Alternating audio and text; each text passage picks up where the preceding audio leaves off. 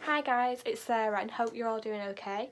I hope that you are slowly getting used to the new guidelines that have been put in place with regards to COVID-19 and stuff. So I know one thing that has been on everyone's mind at the minute is that you are spending a lot more time at home than you usually would. So with this in mind, I am coming to you guys with my top 4 books / book series that I'd recommend to read. So for me personally, I love reading. It's absolutely brilliant. And in a time like this where I've got a lot more free time on my hands than I usually would, I have been sort of dipping in and out of books more.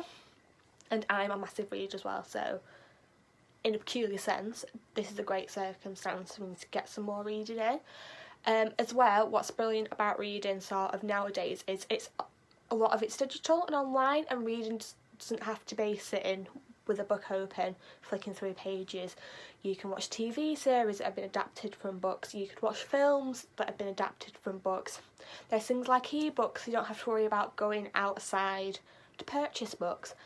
We've also got things like blogs, magazines that are online. There's YouTube accounts that review books and films. So, in an awful situation, there's always opportunities for you to escape into a book. So, with this in mind, I am going to give you my top 4 books that I'd recommend reading during a time like this. As well, each book has got linked with it some interactive stuff.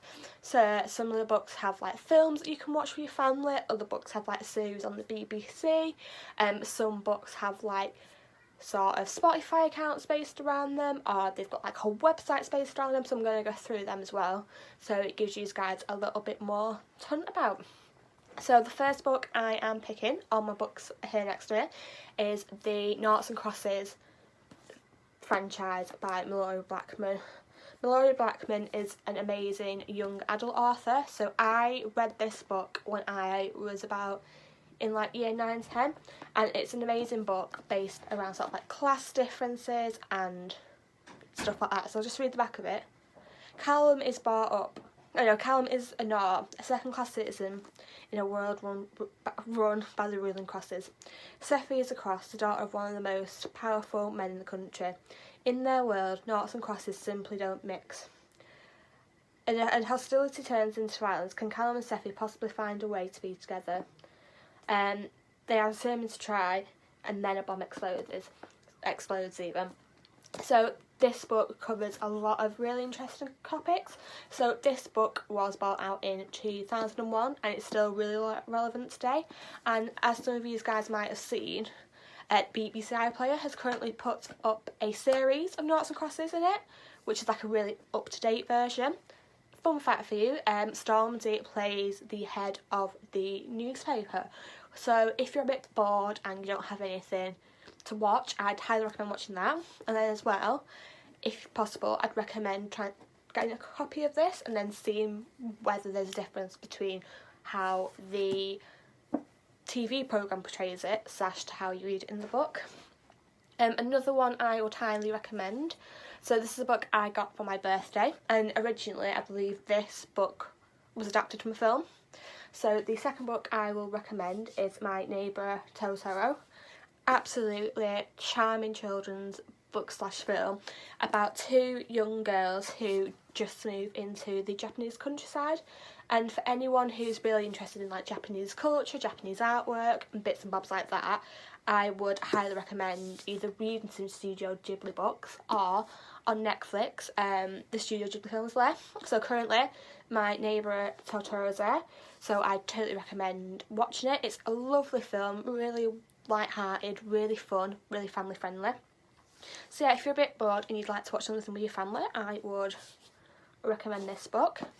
The next series of books are just behind me, and everyone I think should know them. So I am a huge Harry Potter fan. I absolutely adore Harry Potter, and a few weeks ago I finished the first book, which is The Philosopher's Stone. So Harry Potter, as many people know, is a great series.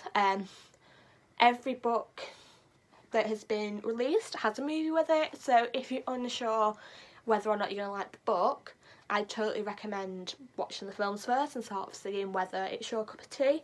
The books are absolutely brilliant. J.K. Rowling writes them really well.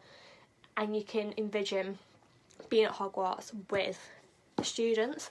As well, what's amazing about Harry Potter is there is a massive Harry Potter fandom online. So for example, if you type in Spotify Harry Potter, loads of podcasts come up with people talking about Harry Potter, talking about houses and stuff like that, and it's really interesting. Additionally, there is a YouTube channel called Movie Flames, and that goes a lot deeper into like fictional characters' backgrounds. So there's a massive section on Harry Potter. They also do which Harry Potter film's the best, which Harry Potter film is best adapted from the book and stuff like that, and they sort of discuss how the different directors go and chat about things. Also, there is Pottermore, so if you really, really love your Harry Potter, and if you go onto the Pottermore website, you can do quizzes, you can learn more about sort of different houses, different characters, and like you can learn about backstories and stuff like that. So it's a really interactive way to interact with some of your favourite books / movies. So my final book is Northern Lights by Philip Pullman. An absolutely amazing book with an amazing series and film. So the film that this goes alongside with is called The Golden Compass. It's got Dakota Fanning in it and Daniel Craig. Absolutely 10 out of 10 film. If you can find it, pop it up, have a movie night. It's got a really good mixture of like fantasy in it. So I'll just read the back of it for you. When Lyra finds Roger's disappeared, she and her demon try to find him. To ensure the quest leads them to the bleak splendour of the north, where armoured bears rule the ice and witch queens fly through the frozen skies. So basically, this book goes through the adventures of young god Lyra, who wants to find out more about this thing called dust and its magical qualities, and she also wants to find her friend, Roger. It's a really, really interesting book. Recently on BBC they've done an adaptation of this with Lin-Manuel in it, which is absolutely amazing, and that's called, 1 minute, it's on my notes, His Dark Matter. So if you type in His Dark Matter on BBC iPlayer, there's about 8 episodes, and honestly they are phenomenal, and they really go in depth and take out like the core pieces from the book. So I'd really recommend that as well. And I'd also recommend watching the adaptation of the film, which is Golden Compass.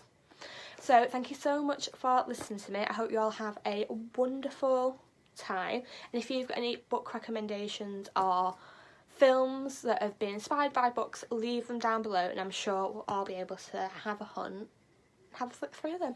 Thank you, see you later.